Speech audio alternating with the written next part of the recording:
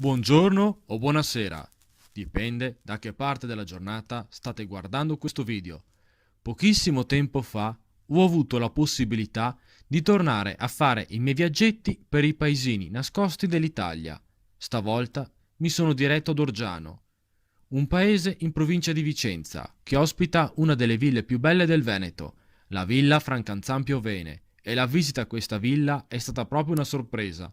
Un posto che vale proprio la pena visitare per la sua bellezza, un luogo dove i veri tesori non sono le opere d'arte, ma gli oggetti e gli arnesi della vita quotidiana, soprattutto quelli utilizzati dalla servitù del periodo in cui la villa era abitata.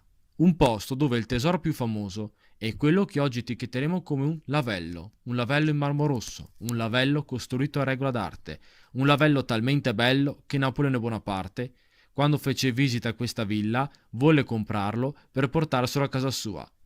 Questa villa è l'ennesimo tesoro nascosto nelle province italiane, che io vi consiglio di visitare. Grazie per la visione e arrivederci al prossimo video.